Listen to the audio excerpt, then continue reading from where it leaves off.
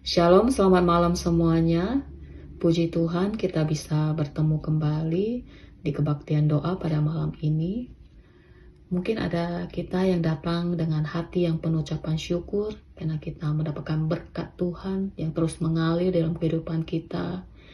Mungkin ada kita juga yang datang dengan penuh beban dan pergumulan. Tapi kita mau sama-sama datang kepadanya. Kita mau berseru kepadanya, kita mau bersyukur kepadanya, kita mau memanjatkan doa-doa kita kepadanya. Dan kita mau dikuatkan melalui firman-Nya. Saya akan mengajak kita untuk mempersiapkan di hati kita. Mari kita mengambil saat teduh.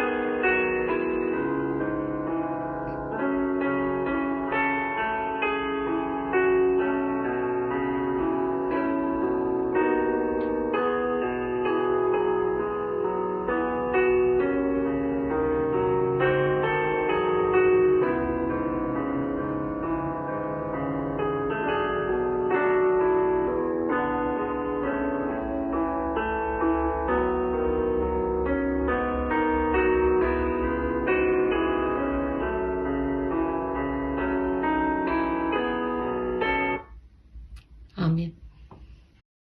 Panggilan beribadah kita pada malam ini diambil dari Yakobus pasal 5 ayat yang ke-13. Demikian firman Tuhan. Kalau ada seorang di antara kamu yang menderita, baiklah ia berdoa. Kalau ada seorang yang bergembira, baiklah ia menyanyi. Mari bersama-sama kita mau bernyanyi, memuji Tuhan kita yang penuh dengan kuasa, satu-satunya Allah di dalam kehidupan kita. Mari kita naikkan pujian, Kau tetap Allah.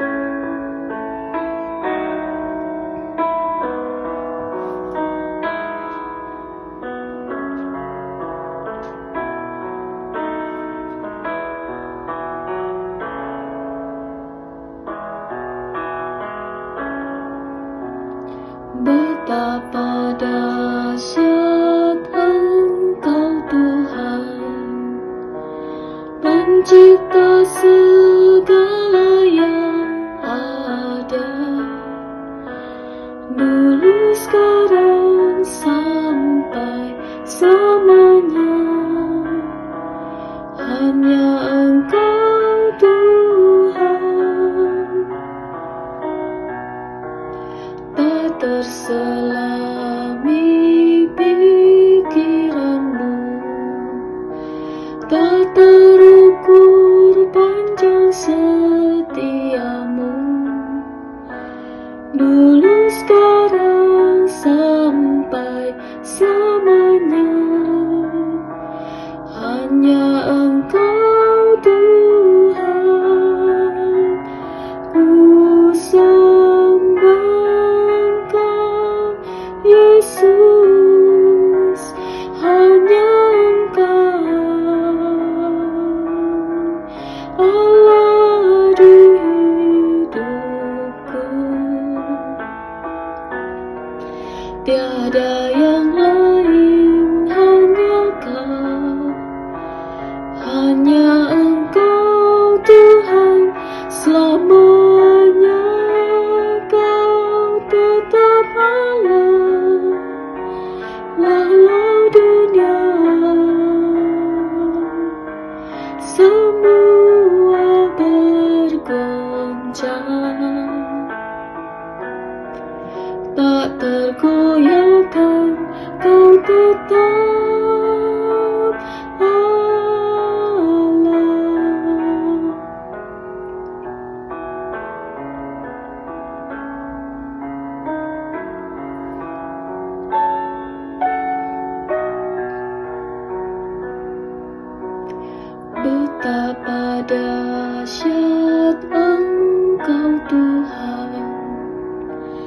Pencipta segala yang ada,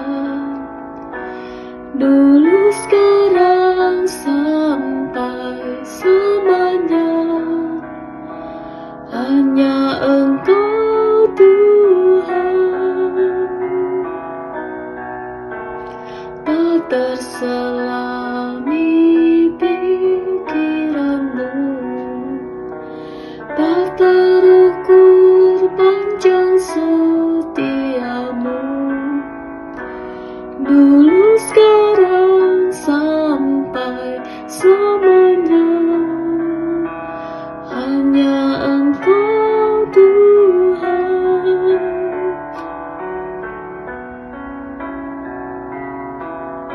Ku sembah Engkau, Yesus, hanya Engkau, Allah di hidupku. Tiada yang lain, hanya Kau, hanya Engkau Tuhan. Selamanya Kau tetap Allah, walau dunia semua bergoncang. Tak tergoyahkan, Kau tetap Allah. Sembah Engkau, Yesus, hanya Engkau, Allah di hidupku. Tiada yang lain, hanya Kau, hanya Engkau Tuhan. Selamanya Kau tetap Allah, walau dunia semua bergoncang. Tak tergoyahkan, Kau tetap Allah. Tak tergoyahkan, Kau tetap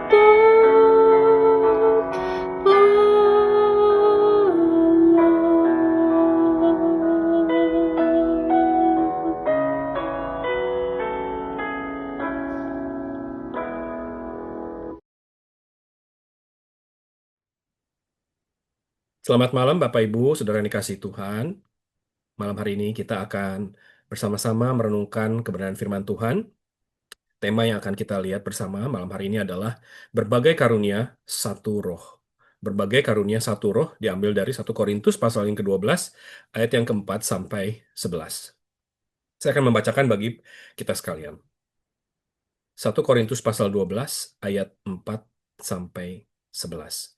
Ada rupa-rupa karunia tetapi satu roh. Ada rupa-rupa pelayanan tetapi satu Tuhan. Dan ada berbagai-bagai perbuatan ajaib tetapi Allah adalah satu yang mengerjakan semuanya dalam semua orang. Tetapi kepada tiap-tiap orang dikaruniakan penyataan roh untuk kepentingan bersama. Sebab kepada yang seorang roh memberikan karunia untuk berkata-kata dengan hikmat.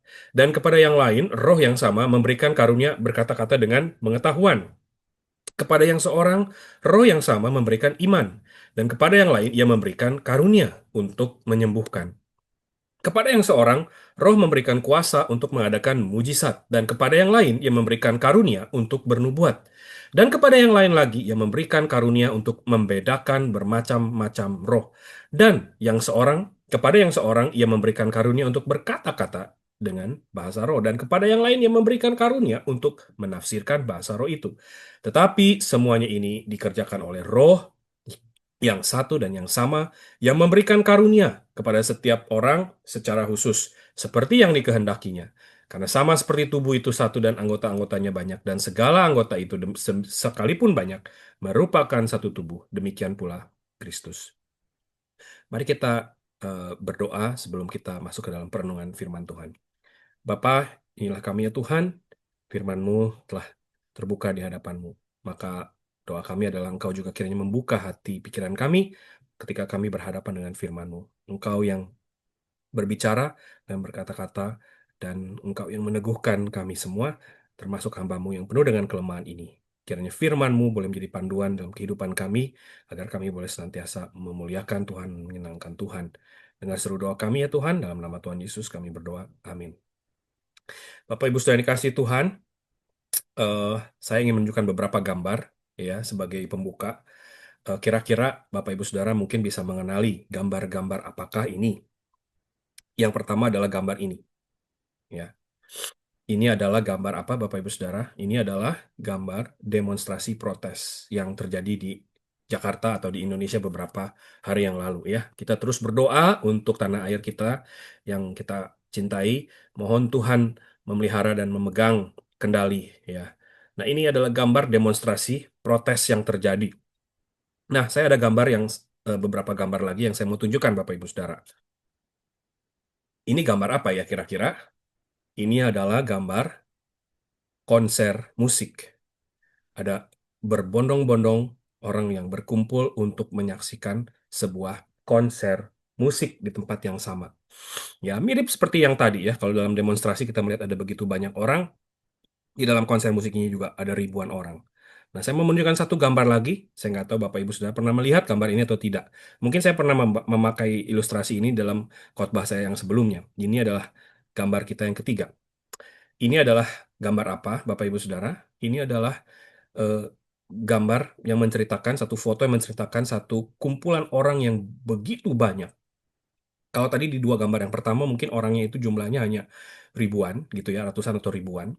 Tetapi di dalam gambar ini kita bisa melihat mungkin ini sudah jutaan. Ya. Ini adalah gambar festival keagamaan saudara-saudara kita yang beragama Hindu di India di Sungai Gangga. Setiap tahun itu mereka mengadakan satu festival keagamaan yang bernama Kumbh Mela, yaitu mereka menyucikan diri ya, upacara menyucikan diri melalui mandi di Sungai Gangga yang dihadiri oleh bukan 1, 2, 3 juta, tetapi mungkin bisa puluhan juta, bahkan pernah dihadiri oleh 120 juta. Saya nggak tahu kalau ada yang sakit perut nanti WC-nya di mana, jangan tanya saya ya Bapak Ibu ya.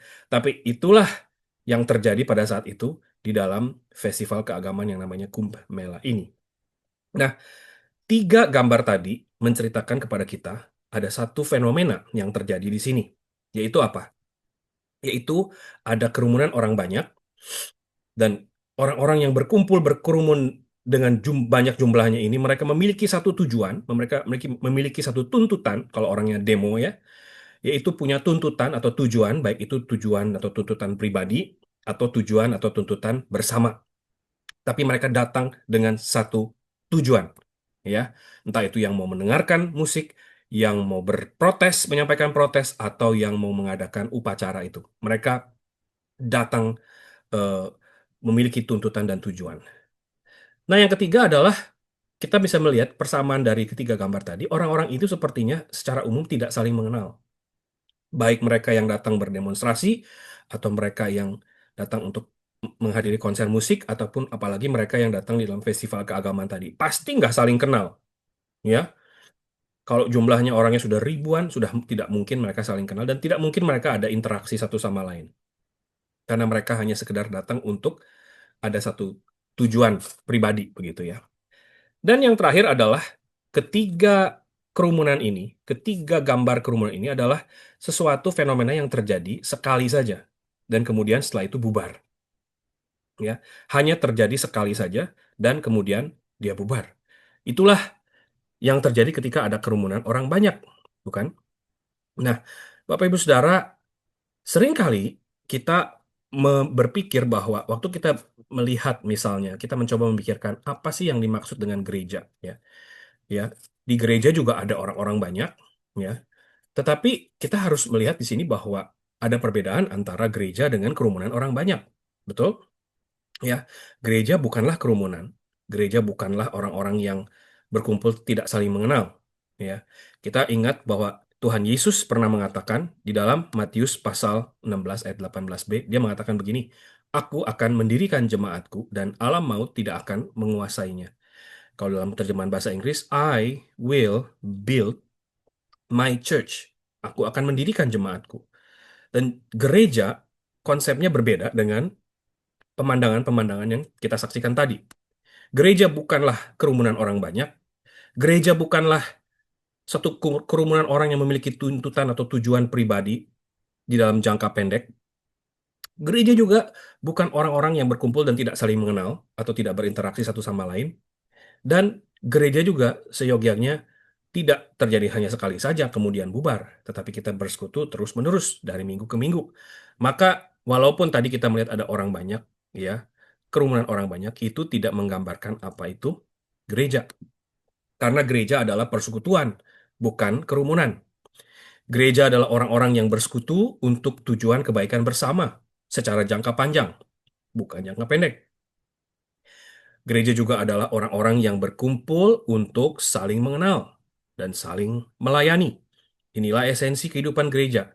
Dan gereja adalah orang-orang yang berkumpul, bersekutu dengan atau secara terus-menerus. Maka ini berbeda, kita bisa melihat di sini. Oleh sebab itu kita bisa mengatakan bahwa esensi gereja Tuhan adalah perkumpulan atau persekutuan orang-orang yang saling melayani, bukan tidak saling menyapa, tidak saling bertegur sapa, tidak saling berinteraksi, tetapi saling melayani. Sebagaimana Kristus, sang kepala gereja, mengambil rupa seorang hamba yang dia telah melayani dan dia taat sampai mati. Nah, kalau kita tadi melihat di dalam ayat yang ditulis oleh Rasul Paulus kepada jemaat Korintus, kita melihat bahwa Allah bekerja melalui banyak karunia. Ada banyak karunia yang diberikan kepada jemaat. Dan dikatakan tadi bahwa Allah lah yang mengerjakan semuanya itu. Allah yang satu yang mengerjakan keseluruhannya itu di dalam semua. Artinya, semua pelayanan itu adalah pada akhirnya Allah yang mengerjakan melalui kita orang-orang percaya. Dan ini sama seperti ketika Kristus hidup di tengah-tengah dunia ini, dia melayani dengan berbagai peranan. Dia adalah seorang rabi, seorang guru, dia juga seorang penyembuh, dia juga seorang yang memberi makan, dia juga seorang yang membangkitkan orang mati. Dan jangan lupa Bapak Ibu Saudara, Kristus melayani juga, dia mencuci kaki para muridnya. Jadi kita bisa melihat bahwa di sini bahwa semua pelayanan itu adalah sama dan setara. Tidak ada pelayanan yang lebih khusus dan istimewa, dan tidak ada pelayanan yang terlalu remeh dan tidak berarti di hadapan Tuhan. Karena pada dasarnya, semua pelayanan adalah sama-sama berharga di hadapan Tuhan. Sama-sama penting di hadapan Tuhan. Rasul Paulus mengingatkan kepada jemaat Korintus bahwa kita yang telah dicipta oleh Allah sebagai manusia segambar dengan Allah, kita memiliki keunikan masing-masing. Kita memiliki kelebihan dan kekurangan masing-masing. Kita memiliki karunia masing-masing yang berbeda satu dengan yang lain.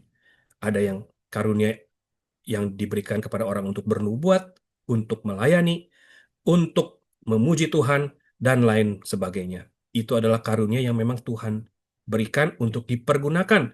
Maka kita dapat mengatakan bahwa kehidupan gereja yang sehat adalah gereja yang jemaatnya rindu untuk saling melayani dan mempergunakan karunia Allah dan bukan hanya ingin dilayani. Bapak Ibu Saudara, saya percaya ini menjadi kerinduan kita bersama. Gereja kita menjadi gereja yang dipenuhi dengan orang-orang yang saling melayani, yang mempergunakan karunia Allah, dan memiliki kerinduan untuk terus saling melayani. Nah, Bapak Ibu Saudara, apakah kita termasuk demikian? Termasuk orang-orang yang memiliki kerinduan untuk saling melayani, saling melengkapi. Kita semua berbeda, kita semua memiliki eh, keunikan, kelebihan kekurangan masing-masing. Tetapi maksud dan tujuan Allah untuk mendirikan ya gerejanya, Kristus mendirikan gerejanya dengan segala keberagaman yang ada itu supaya kita saling melengkapi dan saling melayani. Seperti potongan mozaik ini, fragmen. Saya pernah menunjukkan gambar ini Bapak Ibu Saudara ya, berbeda-beda. Tetapi dari perbedaan itulah kita bisa melihat bahwa inilah bagian dari tubuh Kristus. Kita mencerminkan keindahan dari tubuh Kristus. Seringkali Bapak Ibu Saudara, ini masih menjadi tantangan bagi kita.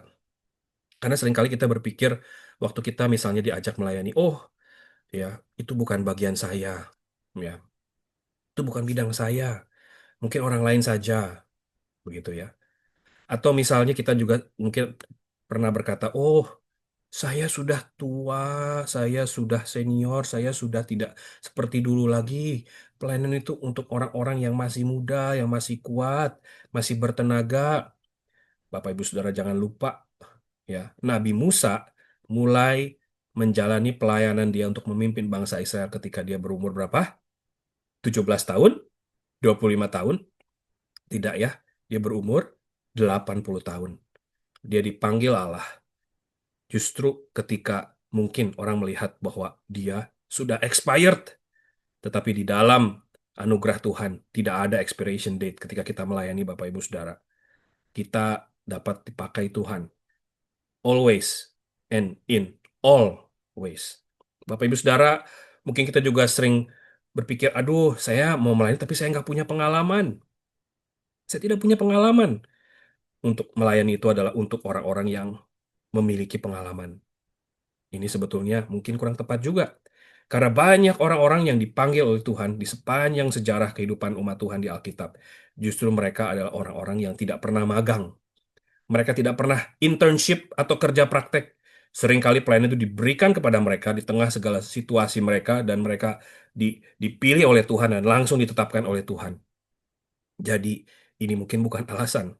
Karena memang kita melayani bukan berdasarkan pengalaman kita, tapi kita melayani bersemata-mata karena pimpinan Tuhan dan anugerah Tuhan. Selanjutnya misalnya kita juga mungkin sering berpikir, ya saya ingin melayani tetapi ada banyak pergumulan dan kesibukan lain. Ini juga bukan pemikiran yang tentunya sederhana, Bapak Ibu Saudara. Kita semua bisa memahami setiap orang memiliki banyak pergumulan dan kesibukan lain. Tetapi Bapak Ibu Saudara, justru disitulah kita bisa melihat bahwa orang-orang yang juga dipakai Tuhan juga bukan orang-orang yang imun atau bebas dari pergumulan. Orang-orang yang tidak memiliki tanggung jawab atau kesibukan. Mereka adalah orang-orang juga yang dipakai oleh Tuhan di tengah-tengah segala kelebihan dan kelemahan mereka. Oleh sebab itu, kita bisa melihat bahwa kita melayani bukan dari kekuatan kita, melainkan dari kelemahan kita di dalam karunia Allah. Saya ingin menutup perenungan siang hari ini dengan satu kesaksian, Bapak Ibu Saudara. Sebetulnya saya enggan, sungkan untuk memberikan kesaksian ini. Ini kesaksian bukan tentang diri saya atau tentang siapa, tetapi sebuah kesaksian yang saya belajar banyak dari seorang rekan. Seorang rekan, sebetulnya dua orang ya. Sepasang rekan hamba Tuhan yang juga melayani dalam sinode gereja kita, yaitu di GII Hok Im Tong. Sudah di kota Bandung ada sepasang hamba Tuhan. Saya mengenal mereka dari sejak mereka masih studi di tempat saya pernah melayani di Seminari Alkitab Asia Tenggara di Malang. Ya, mereka bukan mahasiswa saya, tetapi saya pernah eh, bertemu dengan mereka dan juga pernah bertukar pikiran ya. Waktu itu saya melayani sebagai dosen, mereka mahasiswa tetapi sudah hampir lulus ya. Lalu mereka kemudian terpanggil dan bergabung dengan gereja kita GEI Hok Im Tong dan sampai sekarang ini masih terus melayani Pendeta Rudi Setiono dan Ibu Shirley. Nah, Bapak Ibu Saudara, jarang orang mungkin yang mengetahui bahwa eh, Pak Rudi dan Ibu Shirley, hamba Tuhan yang sederhana, hamba Tuhan yang setia di tengah segala pergumulan mereka untuk ketika mereka melayani Tuhan. Ya, tentunya ada banyak pergumulan. Ada satu pergumulan yang jauh lebih berat lagi yang dialami mereka, yaitu Ibu Shirley terkena cancer ya dengan stadium tingkat yang sudah cukup eh, akut ya. Em, Nah, Bapak Ibu Saudara, beberapa waktu yang lalu ada satu kisah ya, kesempatan di mana mereka dikunjungi dan saya mendengarkan satu kisah di mana Ibu Shirley di tengah-tengah eh, kesakitan yang beliau alami ya. Orang sakit kanker itu tidak mudah ya. Karena seluruh tubuhnya itu tergerogoti oleh kanker. Dia menjadi sangat kurus sekali. Saya sebetulnya mau menunjukkan fotonya, tapi menurut saya mungkin kurang pas karena Ibu Shirley sudah sangat kurus sekali. Dulu waktu masih menjadi mahasiswa aja sudah kurus. Ini jauh lebih kurus lagi. Ya, Bapak Ibu bisa melihat tulang-tulangnya. Tetapi satu hal yang saya dapatkan dari kedua hamba ini yang saya sendiri masih banyak belajar adalah bagaimana Ibu Shirley dengan gigih melayani di tengah-tengah sakit yang dia alami di dalam sekujur tubuhnya. Dia masih bisa melayani, dia masih bisa eh, berkhotbah, menyampaikan firman Tuhan, mengajar sekolah minggu, aktif di dalam dan terlibat di dalam pelayanan. Sementara punya 2 orang anak yang dua-duanya juga homeschool. Artinya tidak mudah, kehidupan yang tidak mudah. Bapak Ibu Saudara, di tengah-tengah situasi sedemikian, kita bisa melihat, saya banyak belajar dari kedua hambanya ini, bahwa pergumulan yang kita alami tidak menjadi alasan. Kesakitan yang kita alami di dalam tubuh kita, itu justru seperti yang Paulus katakan, dia bisa mengatakan bahwa kasih karunia Tuhan itu cukup bagiku. Bapak Ibu Saudara, sebenarnya tepat kalau kita bisa mengatakan bahwa kita melayani bukan dari kekuatan dan kelebihan kita, tetapi kita melayani dari kelemahan kita di dalam karunia Allah.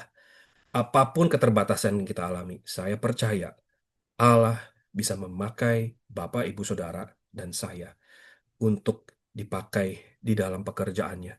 Karena kuasa Allah tidak bisa dibatasi oleh situasi dan kondisi yang kita hadapi. Oleh sebab itu, Bapak, Ibu, Saudara, mari kita saling melayani oleh anugerah dan oleh kasih karunia-Nya.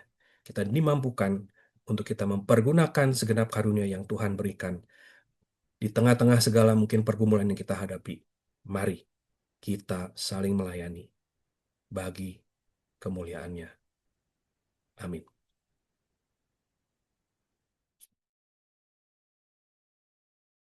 Sebelum kita akan berdoa bersama, saya akan mengajak kita untuk kembali memuji Tuhan dengan pujian sejauh timur dari barat. Kita tahu betapa besar pengampunan Tuhan. Dia rela mati di kayu salib untuk mengampuni setiap dosa-dosa kita. Mari dengan hati yang penuh ucapan syukur, dengan kerendahan hati, kita memuji Dia.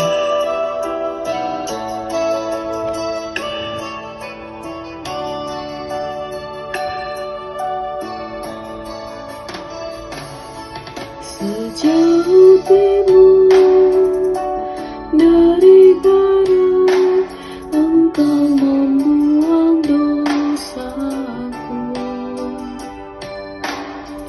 Tiada kau ingat lagi pelanggaranku.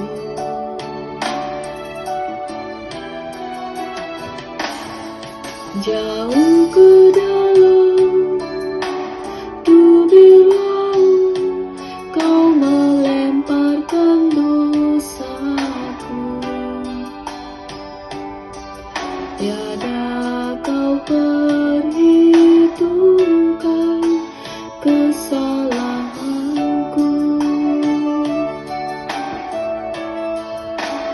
Betapa besar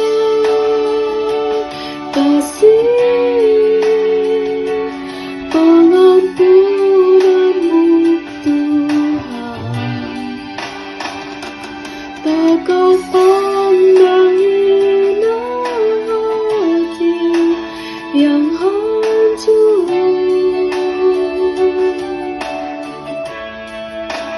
Ku berterima kasih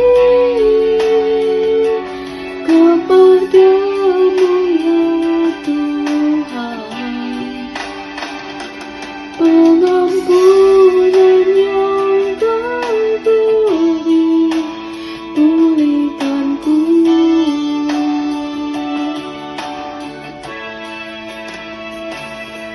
Sejauh timur dari barat, Engkau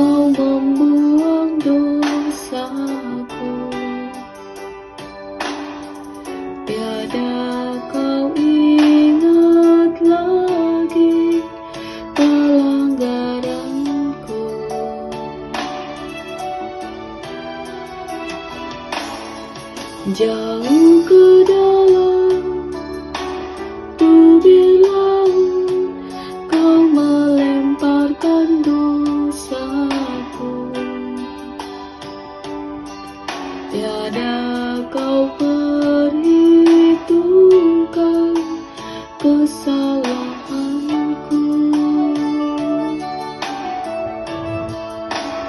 Betapa besar kasih pengampunanmu Tuhan, tak kau pandang hina hati yang hancur.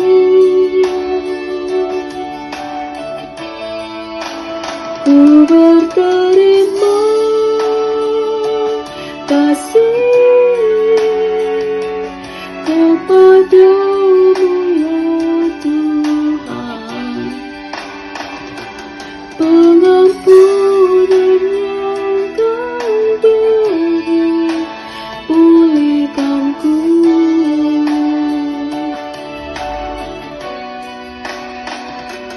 Pengampunan yang kau beri, pulihkanku.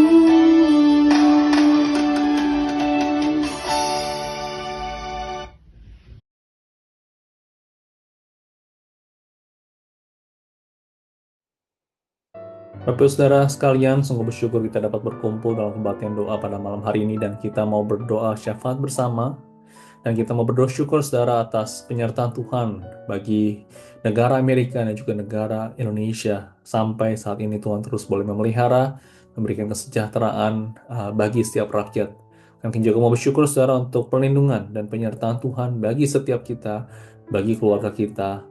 Mungkin dalam pekerjaan kita, Tuhan sediakan tempat tinggal kita dapatkan saat ini, keluarga yang ada bersama-sama dengan kita, saudara seiman yang ada bersama-sama dengan kita, yang mendukung, mendoakan.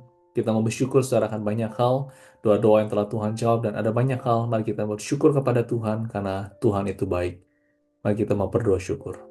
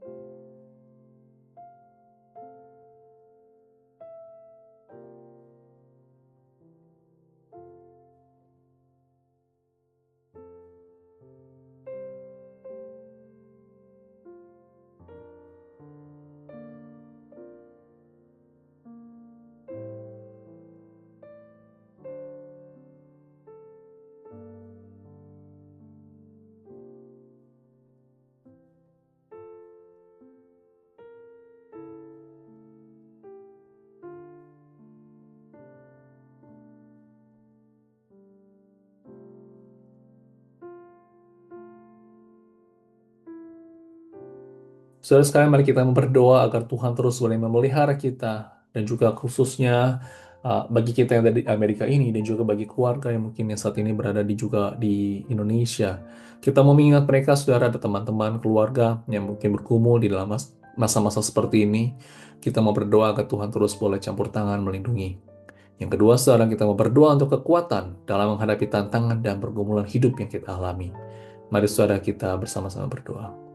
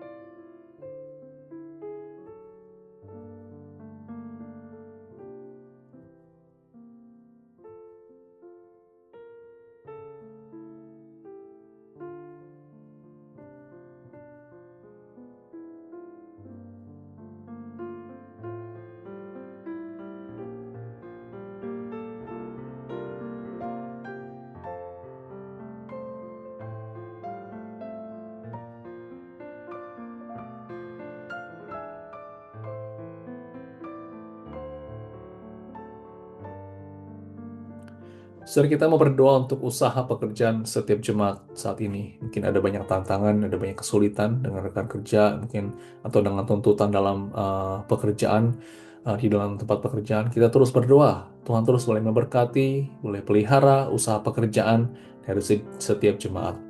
Dan kedua, saudara, kita juga mau berdoa untuk keluarga-keluarga jemaat agar tetap bersatu dan dalam perlindungan Tuhan, dijauhkan dari konflik, tetap adanya kasih terus yang berasal daripada Tuhan, saling mengasihi satu dengan yang lain. Kita mau berdoa, saudara, akan dua hal ini.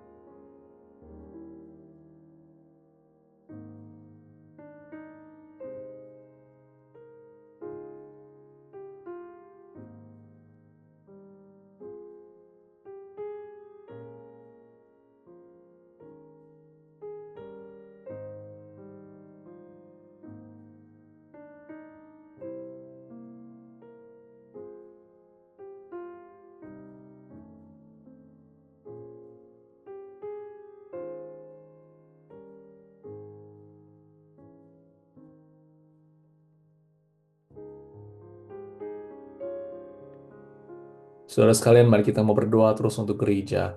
Doakan saudara untuk ibadah pada minggu ini. Doakan saya akan menyampaikan firman Tuhan. Doakan juga untuk Bapak Samuel Tande yang akan melayani juga pada minggu ini.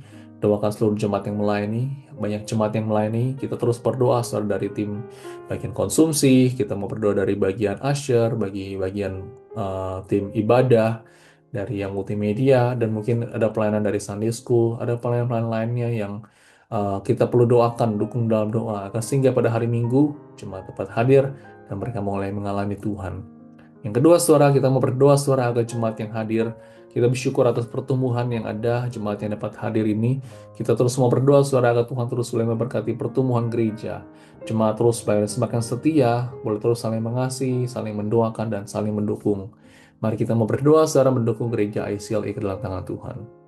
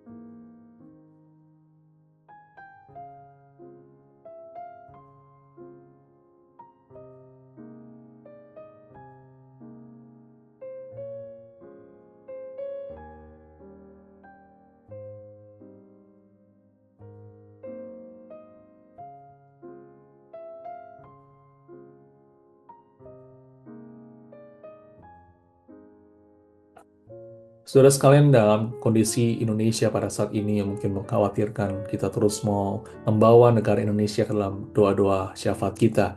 Kita mau berdoa saudara bagi kedamaian, bagi Indonesia di tengah kericuhan yang terjadi, agar tidak semakin memburuk dalam beberapa hari ini. Tuhan terus boleh memelihara campur tangan situasi boleh semakin membaik. Kita mau berdoa juga saudara untuk pemerintah khususnya, dari setiap bagian pemerintahan dapat dengan bijak mengambil kebijakan-kebijakan, keputusan-keputusan yang baik, sekali lagi yang baik untuk masyarakat, untuk kesejahteraan masyarakat, dan ada banyak hal-hal lainnya boleh semakin pulih, semakin membaik kembali, dan dapat diterima oleh masyarakat, dan juga pemerintah juga dapat bekerja dengan baik.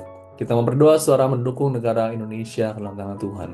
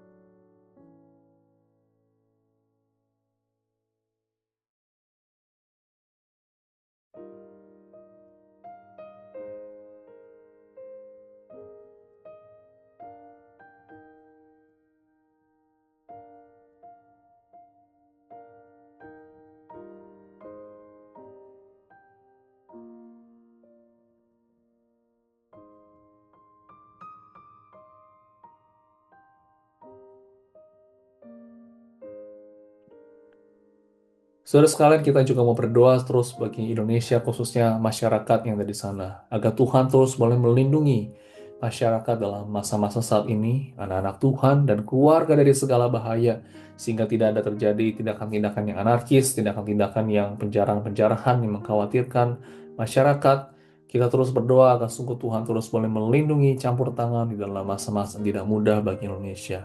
Kita juga mau berdoa saudara bagi gereja-gereja yang ada pada saat ini, khususnya juga bagi gereja Gi Tong, saudara, di dalam mungkin segala tantangan yang dihadapi, agar mereka dapat tetap teguh dan boleh menjadi berkat di tengah masyarakat Indonesia. Kita mau berdoa.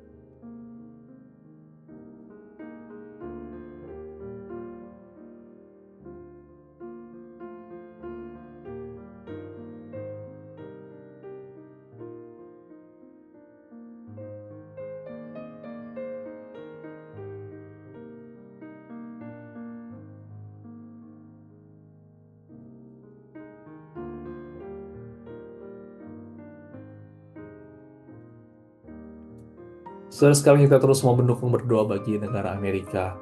Kita terus mau berdoa saudara bagi kesejahteraan, bagi keamanan rakyat di masyarakat Amerika ini. Tuhan terus boleh melindungi, diberikan kesatuan, pemerintah dapat melakukan pekerjaan semuanya, decision making ini juga terus boleh dengan bijak, dengan baik. Lalu kita juga mau berdoa saudara bagi permasalahan yang ada seperti homeless, seperti ada drug addict, mungkin masalah imigrasi, masalah healthcare, dan juga lain-lainnya. Kita berdoa Tuhan campur tangan, boleh memakai semuanya ini sehingga boleh semakin pulih dan semakin baik lagi. Kita mau berdoa secara mendukung Amerika ke dalam tangan Tuhan.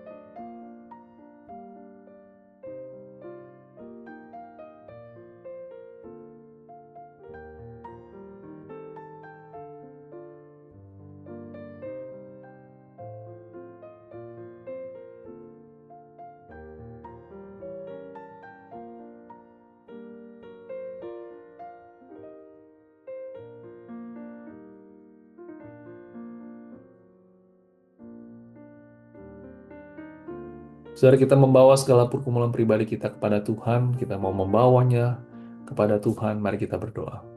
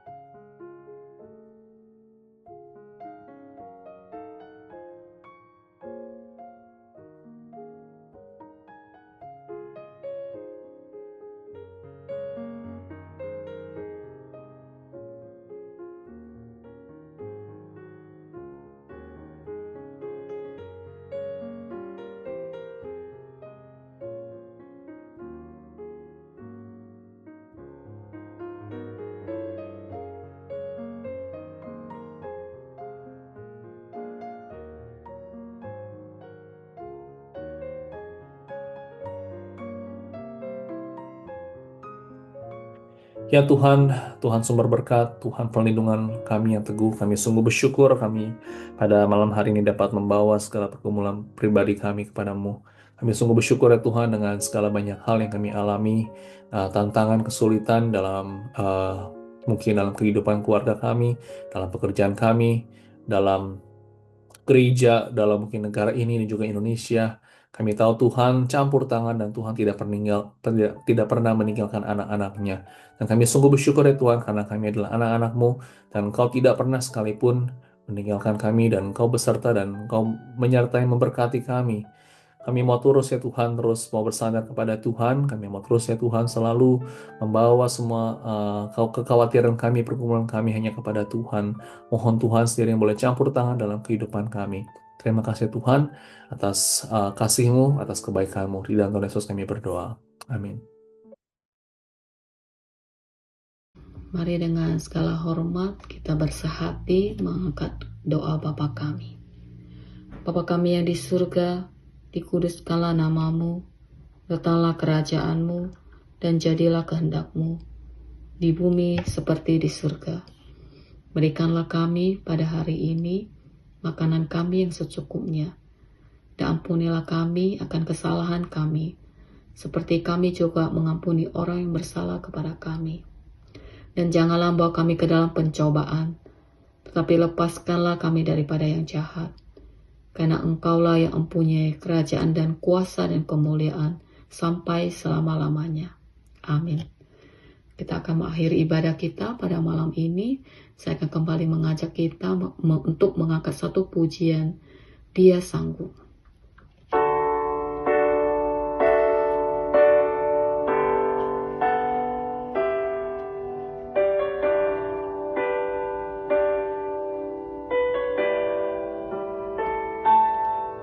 Yesus Tuhan, mulialah namanya. Yesus salahku, besar kasih-Nya. Dahulu, sekarang, dan sampai selamanya. Kasih-Nya tak pernah berubah. Yesus Tuhan, mulialah namanya.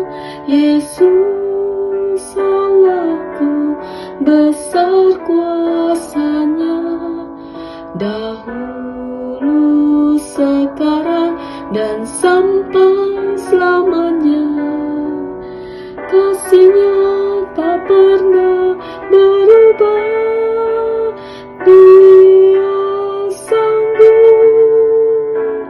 Yesus sanggup melakukan perkara yang besar. Dia sanggup, Yesus sanggup memulihkan yang terluka, menyembuhkan yang menderita. Dia sanggup memulihkan hidupku.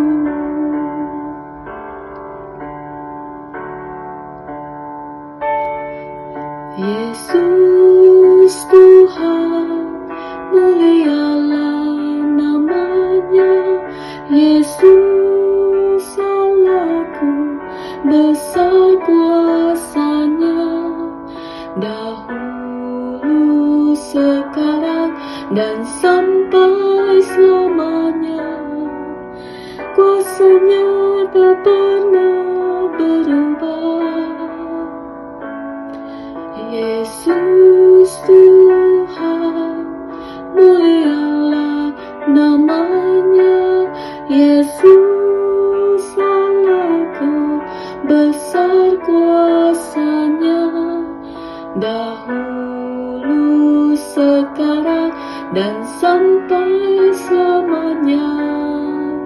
Kuasa-Nya tak pernah berubah. Dia sanggup, Yesus sanggup melakukan perkara yang besar. Dia sanggup, Yesus sanggup memulihkan yang terluka, menyembuhkan yang menderita. Dia sanggup memulihkan hidupmu. Dia sanggup, Yesus sanggup melakukan perkara yang besar. Dia sanggup, Yesus sanggup memulihkan yang terluka, menyembuhkan yang menderita. Dia sanggup memulihkan hidupmu, memulihkan yang terluka, menyembuhkan yang menderita. Dia sanggup memulihkan hidupmu. Dia sanggup memulihkan hidupmu.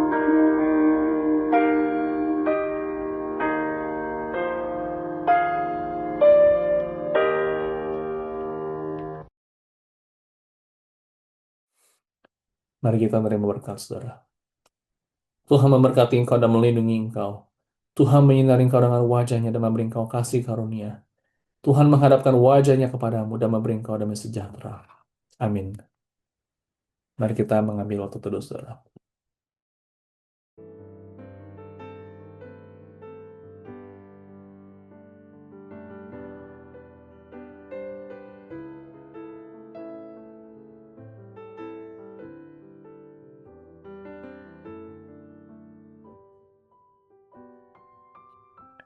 Sudah demikian kebaktian doa, kita terus semangat dan tekun di dalam kita berdoa, mendoakan bagi gereja, bagi negara ini, dan juga bagi Indonesia. Dan kiranya saudara kita terus semakin dikuatkan lewat firman Tuhan, dan juga kita boleh semakin kuat di dalam iman kita. Sampai bertemu pada hari Minggu, Tuhan Yesus memberkati, sampai jumpa.